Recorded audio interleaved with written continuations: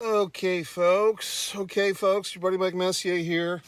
Mike's Instant Movie Review. This is how I look. Now I'm going to have to kill that audio or that video or that lighting source. God. Okay, let's discuss doubleheader yesterday. I saw The Boy and the Heron, if I'm saying that right, and Monster. Now my Monster review is going to come up second. I'm going to tell you my thoughts on Boy and the Heron. Now, first off, should you see these movies? Should you not? Non-spoiler.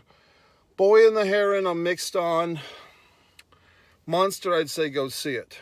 Okay? Now, this is Monster that's in the theater now. This is not the Charlize Theron Academy Award-winning Monster from 2002. There's several other films that have the word monster in it. Monsters, Inc., Monsters Ball, but this is Monster 2023. I believe it's a Japanese film, subtitles in English. Let me start with Boy and the Heron, or Boy and the Heron. First off, I was tired going into this film, so I fully acknowledge that I was a bit tired. I was surprised to see a pretty decent-sized audience in the film, in the auditorium. That's probably due to the fact that this is the week between Christmas and New Year's, and a lot of people either have time off from work or they are out of school if they happen to be of school age. So I didn't have my typical luxurious, cinema to myself. What did I think? Well, first off, once again, my fault. I probably got into the theater a minute after the film started. Spoilers. There's a big fire scene at the beginning. I did catch several minutes of the fire scene. Maybe I didn't catch what caused it, but I did see the opening credit, The Boy and the Heron. And then there's a voiceover. The voices were in English. I believe like Dave Bautista, the former wrestler turned actor, was listed.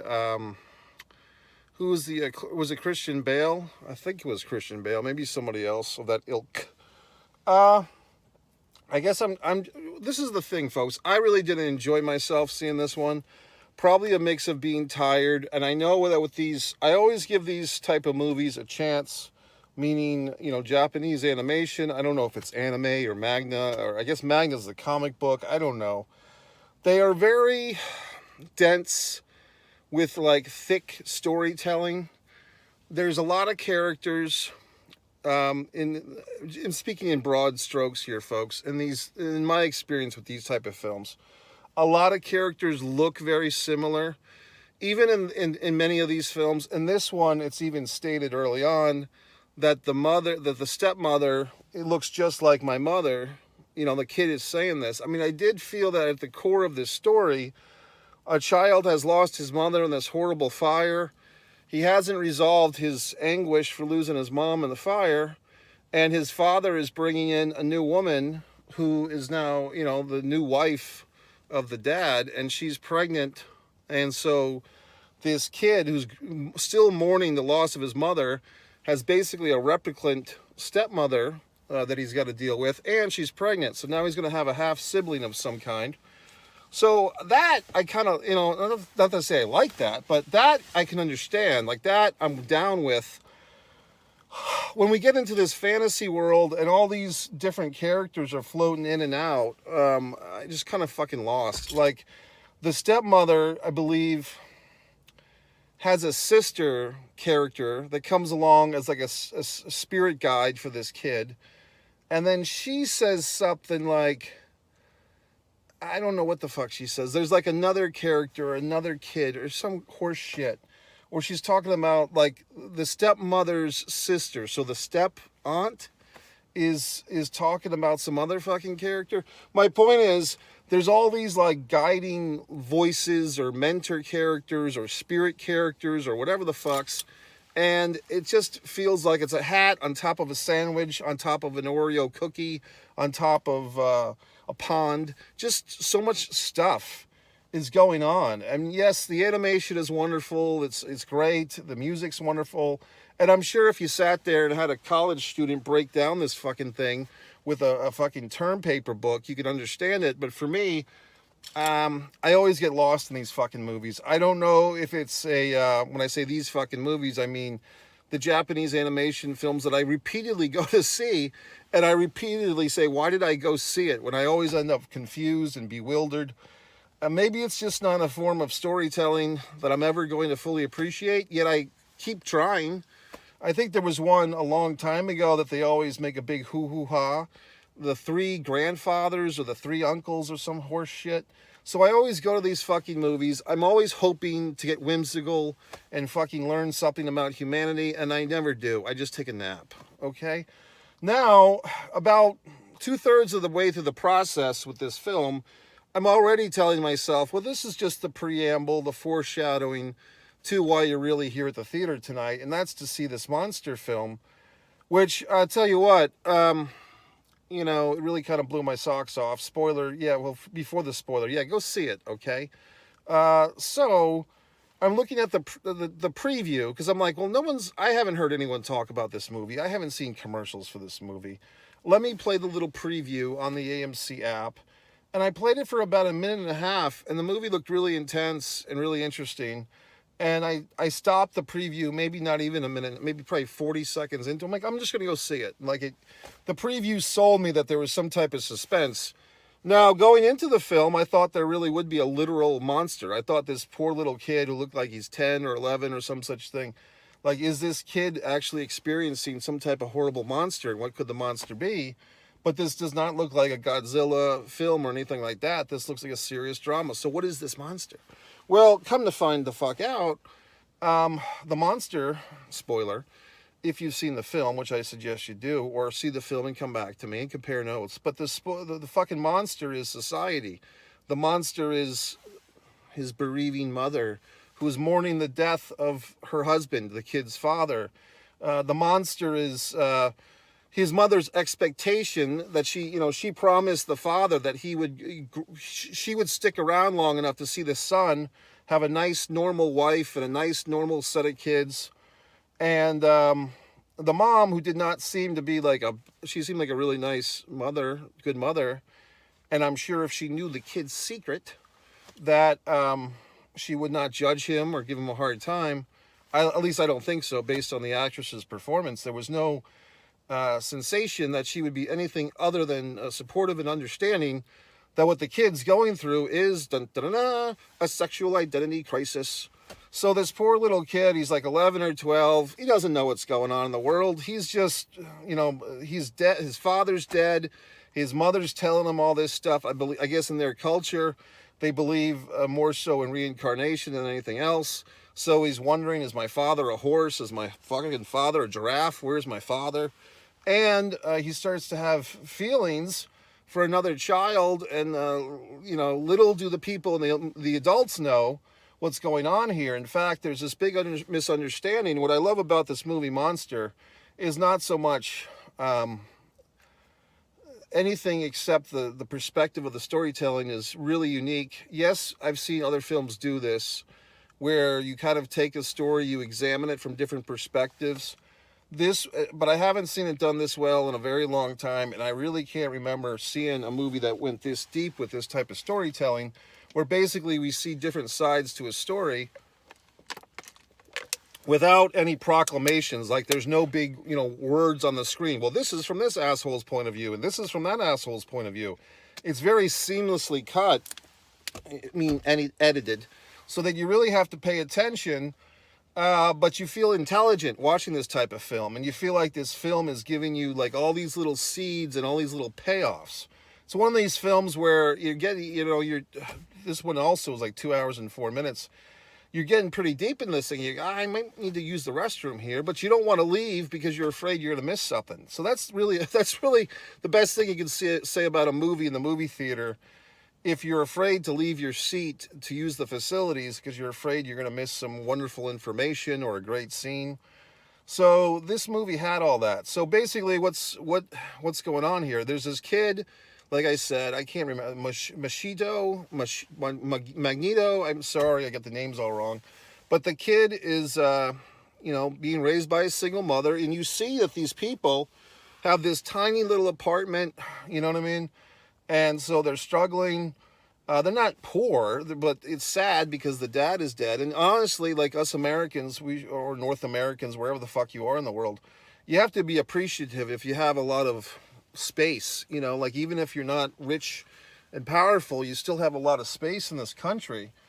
People in other countries, you know, they have so many people, they have little space. So, I mean, as Americans, I mean, I'm a giant human being. If I were to go to Japan, I would be like Steve Dr. Death Williams, okay? I'd be honored in the streets, okay? Because of the mere size of me is immense. So, I mean, these people are all crammed up, and it's just like they're breathing over each other. The kid goes to school. He comes home. He's disheveled. He's talking nonsense about. He's wondering if there's a fucking factory where they put pigs' brains into human bodies. He's got all these crazy thoughts. Some reason, mom and son get in the car. Oh yeah, she's looking, like the son takes off in the middle of the night. There's all these time jumps and everything, but the mom goes to find her son. He's hiding out in a fucking tunnel. She brings him. She's driving him home, and they fucking. She's talking about how her dead husband wanted the kid to have his own little wife and family someday, and the kid basically hops out of the fucking moving vehicle. And so, did the kid just try to kill himself? What's wrong with this kid? And then we discover that he's saying that his teacher in school, his, I believe, 5th grade teacher, accused him of having a pig brain and said these horrible things and slapped the kid and punched him and all this horse shit. And so we're really getting pissed, you know, as an audience member. You're like, you can't talk to Machito like that. Fucking teacher, let's go kick your ass. And, you know, the mom goes off to the school. And this is why I say the mom is really a great mom here. And she's all hot and pissed, and she's looking for an inquiry. And you know, not that I'm a fucking expert. From what I understand, in the Asian cultures and the Japanese cultures, they're very polite, reserved to a fault. They're non-confrontational for the most part with each other. Like, you really have to mind your manners. Like, just, that's why they bow. You know, those nice Asian folks are bowing because manners and decorum, all these things that us Americans do not hold in high regard, these fine folks do.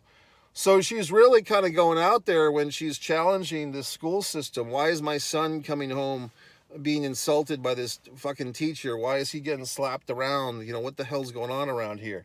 They offer this kind of pat apology. The teacher, Mr. Hiro, I believe, Hakito, he's offering this apology. The mom's not buying it. So we go through this whole thing, and then we're like, man, this poor kid, what's wrong with him, right? And then what's this horrible teacher doing? They have like this fucking special announcement. The teacher has to apologize to everybody. And then the principal has her backstory. Her grandchild was recently killed in a horrible accident. Her husband ran over the grandchild in a car and killed her own grandchild. So now her husband's in jail. So we're hearing all these things. And then somewhere along the point, maybe 30 or 40 minutes into this movie, we switch gears and we start taking the perspective of the teacher. Now, this teacher that we've all learned to hate suddenly we're seeing the movie from his perspective. Now, if you saw my Von Erich's The Iron Claw review, Perspective, that movie was from Kevin Von Erich's perspective. This movie, we've gone from the kid to the teacher. And so now the teacher, with his perspective, we're finding out that in his perspective, our guy here, our kid, was actually bullying another kid. And, I mean, to cut to the chase a little bit, we discover that kid is being mentally and physically abused by his father. And his father is saying to that kid, oh, you got a pig brain. And also, that kid is probably homosexual. And our, young homosexual, so innocence and all that, but still veering towards the homosexual tendency. So now we discover that our kid, our Machito kid that we've been cheering for, first we think he's a bully for like 20 minutes. Then we discover, maybe even deeper in, it's not that he's a bully, it's that he doesn't know how he feels because he likes this other kid as a friend. He might have homosexual feelings to him, but he might not. It seems like he's kind of conflicted because he's probably too young to really know what the hell's going on, except this other kid treats him well. They have fun together, but he's afraid of getting picked on by the bullies in school. And he is not the bully. He just, by circumstance and by awkward timing, it seems like he's this other kid's bully, but he's really not. It's complicated. That's why you should go see the fucking film, because there is no goddamn Godzilla in this film. The Godzilla in the film is society. And it's the expectation of this poor little kid, because he thinks that he owes it to his dead father to go out and get a wife and knock her up and have a couple of kids. But in reality, he may not be headed towards that life. And he feels like, well, maybe I should, kill myself here. So it's pretty deep shit once you fucking get beyond all this stuff. And like I said, and then the substitute teacher is hanging out at, they call it a hostess bar. I don't know what that translates to. They use the term hostess bar. I don't know if that means a strip club or like a titty bar or like, I don't know what there used to be a thing in the USA called topless bars, which I don't think are even here anymore, but that was like in the 60s and 70s where the waitresses would walk around with no shirts on. I don't know what a hostess bar is. Is that a massage parlor? But I don't know. But the fucking teacher guy is dating a kind of a sexy woman from the hostess bar. But when she starts hearing about all this shame and all this fucking stuff going on, she dumps him like a hot potato or a hot piece of ramen in this case. So it's all very interesting. You know what I mean? It's just one of these movies where so well written. I mean, really a great screenplay, well acted. And look, even with see, I have to have my fucking game face on to go see a fucking subtitled movie. I really have to have my brain thinking. I don't mind a subtitled movie. I enjoy them. But I have to be in the proper mood. Sometimes I don't have the energy to watch a subtitled movie. I don't want to read for 2 hours. This one, I guess I got my nap in during the fucking Boy and the Heron, and I was able to see this one. Let me go back to the Boy and the Heron, see if there's anything I can say. I mean, the Heron was pretty freaky. The fucking movie was weird. Just the Boy and the Heron. It's like a fantasy, and then it's like a fire. It's just, I don't know what the fuck's going on. But interestingly enough, there's another element to this monster movie that I forgot. Guess what happens in the opening scene? A fire. A fucking fire starts both of these movies, and I'm sitting there thinking, is this a theme for my evening? Like, am I going to burn up in a fire? I just saw 2 movies back to back that I really knew nothing about, either one of them, and they both have fires in the opening scene. Wow. So, but we discover that it seems like our kid here, the second kid, who probably is homosexual, started the fire because he wanted to kill his fucking father.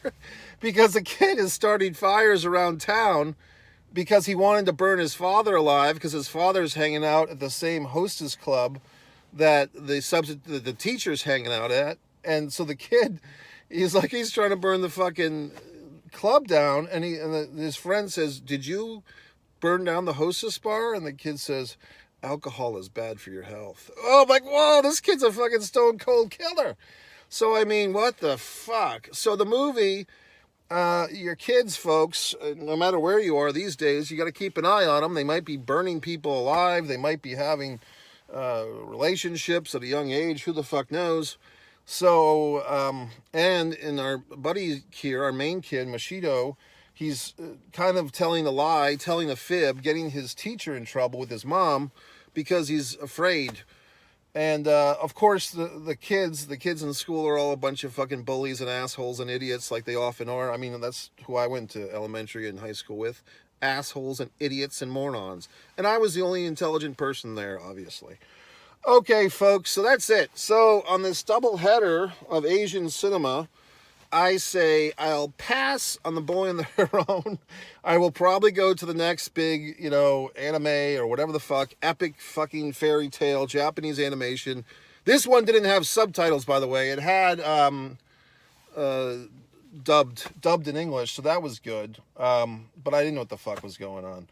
And the monster film, I loved it. I really thought it was great. The really only question is this better than the Charlize Theron monster? I think it probably is. Okay, folks, goodbye. MikeMessier.com. Subscribe, buy my books, do everything.